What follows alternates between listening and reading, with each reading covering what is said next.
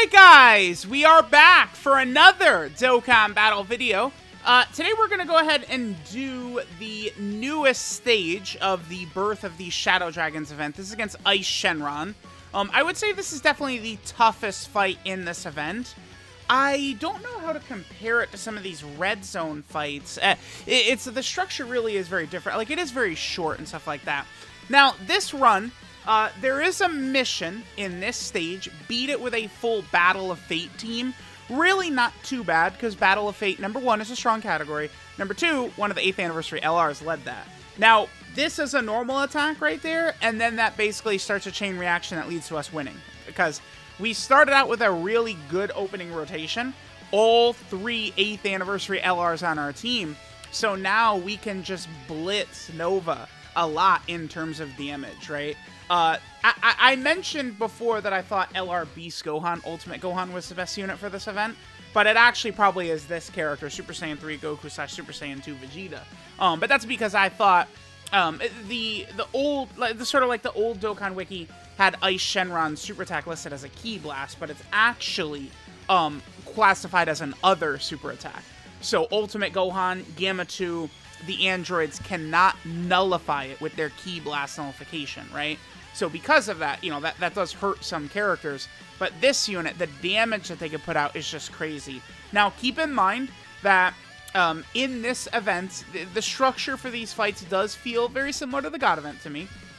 But on top of that, all of these fights, it seems as though type advantage is even more like there's extra boosts on top of type advantage is what it feels like to me. Like, your type neutral characters or type disadvantage characters will get completely blasted in this event, but your type advantage characters seem even stronger, like, sort of to compensate, is kind of the thing I noticed with this fight. I think this next turn is a really good example of what I'm talking about, too. This also will show one of the flaws of AGL LR Gohan. Now, in this fight, it is pretty short, right? EIS doesn't have, like, you know, other forms or other health bars or anything like that. The health we see at the top of the screen, that's what he's got. But here's the thing, right? Because it's so short, they gave him other super difficult abilities to sort of compensate for that. Number one, EIS can lock, which is very, very difficult to play around. And the thing I noticed is that EIS does lock guaranteed every single turn. He will always lock. It's not like he has a chance to lock. Sometimes he might, 100% of the time, he will lock at least one character every single turn, right?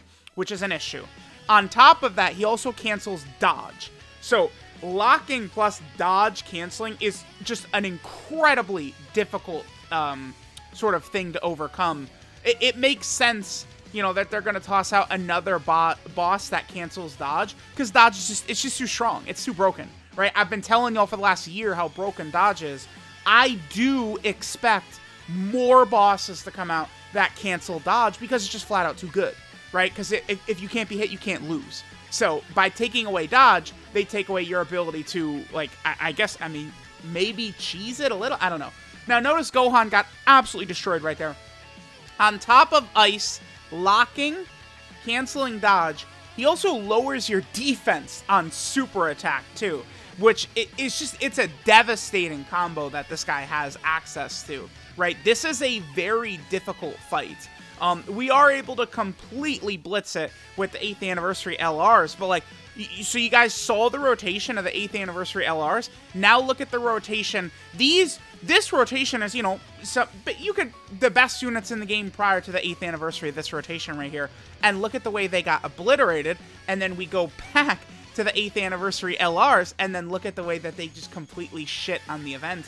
I believe upcoming this right here, this is actually the last turn of the fight, right? Because now we have all of our cards on the table. We could toy around with all this stuff.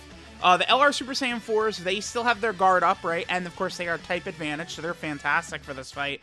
But we could do the standby for both the Super Saiyan 3 Goku and Super Saiyan 2 Vegeta, as well as the GT Goku and Vegeta. Now, I choose to only do their standby right here, which I felt like was just a smarter play, because by doing this standby, dude, god of the game Vegeta comes out. This Vegeta is like the most devastating shit in the world. Between his 8 key, 80% support, and then the revive that activates if any character dies, it's just ridiculously busted, right? So now we have this. If we die, if we get caught, we're going to come right back, and he's supercharging both the 7th anniversary LRs and then the other 8th anniversary LRs on rotation. I choose to not swap into base Goku and Vegeta because I felt like if I just leave them in Super Saiyan 3 and Super Saiyan 2 form, they're just going to win, and that's exactly what happens, and bam. So this fight is really tough. I like this fight quite a bit. It's like when you run in with the 8th anniversary LRs and you beat it easily and you're popping double Whis and stuff like that. Oh my god, the fight's so easy. Take other teams into these fights, and you'll see. This guy is not a bitch. This is actually a real fight. So it does make me interested to see what Omega is like. If Ice is going to be this powerful. I'm probably going to try and do a couple of sort of like I'm going to try and no item every single Shadow Dragon with some of these teams and sort of see what it looks like. Because again, sort of the way you want to do this is you want to be using type advantage characters, right? But like if we're going to just go through it with one team, we're not going to be able to do that, which is going to make some of these fights very, very brutal, right? Like it's like, look at the damage this unit does. You know, you take them off the team, right? And how much more health would EIS Shenron just have been living with every single turn? And you can see the damage they're doing. I just feel like it's not just like type advantage damage and stuff like that. Like it seems like there's extra factors at play if a character is actually type advantage. So there we go. Like we didn't even use the spirit bombs or nothing, but this is pretty exciting. Once this Omega fight comes out, I'm actually pretty eager to, you know, kind of like no item this with many different teams and sort of see what it's going to look like. So we'll see. I mean, this is not the final fight in this event, and this guy, you know, cancels dodge and locks and lowers defense. Just a brutal combo. Makes me wonder what Omega is going to do. So, you know, we will see. I very much do expect that the final fight, the final stage of this event, is actually going to be the hardest fight in the game. That Omega, he will. I think he'll be stronger than Cell Max. So it's going to be very interesting to see how that plays out. I would assume his final phase will probably be physical, because they would probably make it where this guy... Last year, Red Zone was the same thing, where Broly is AGL, the gods are tech, and then Omega was int, and then the LR Super Saiyan 4s were physical. So I do anticipate that Omega's final phase is going to be physical, so that you use GT Goku and Super Saiyan 4 Vegeta. That's going to be the intention, I believe. And he's probably going to, again, hit harder than Cell Max, with the intention that you beat him with the Spirit Bomb. That's probably what's going to happen. So let me know what you guys think. Battle of Fate mission done. No items. I actually am enjoying the Shadow Dragon event. This fight really opened my eyes. I thought Ice is very tough. They gave him a very strong set of abilities to have to deal with. So let me know what you guys think. Thanks for watching, and I'll catch y'all next time.